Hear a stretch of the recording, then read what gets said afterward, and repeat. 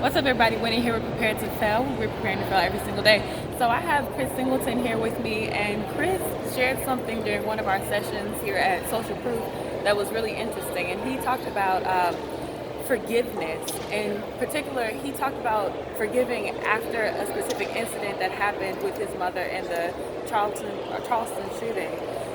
So Chris, forgiveness is difficult, okay? For sure. But when it comes to something as big as death, especially like during a shooting, something that's not a natural death, that's difficult.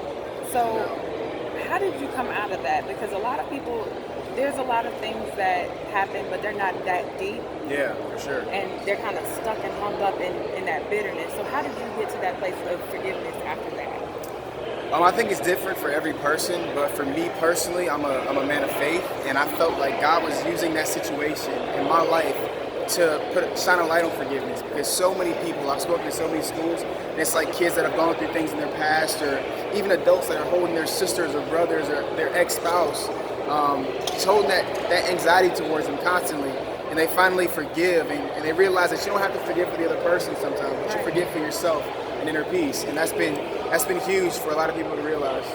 Right. So do you feel like when you forgave, you got peace from that?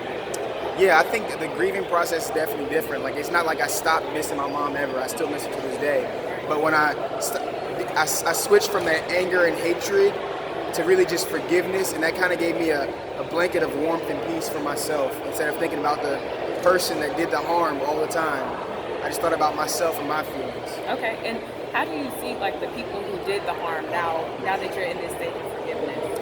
Yeah, honestly, so many people do so many crazy things, and I think a lot of times people do things and they regret them afterwards. And whether they regret them or not, that's not my job. You know, my job is to say, okay, you did this to me.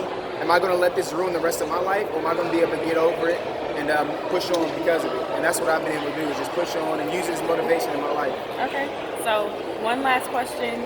If you could tell a young person out there who's holding on to something that may have happened to them, that may have been tragic or traumatic, what would you tell them about forgiveness in their life and how it can change them? I think the number one thing, like I said, is so many times we think if we forgive, we're going to be weak. But in actuality, when we forgive, it means we're so much stronger than the other person. All right, thank you, Chris. Thank you. This is Chris Singleton, y'all. This is Prepared to Fail. God is good, life is good, and we're all super blessed. Amen. Love y'all.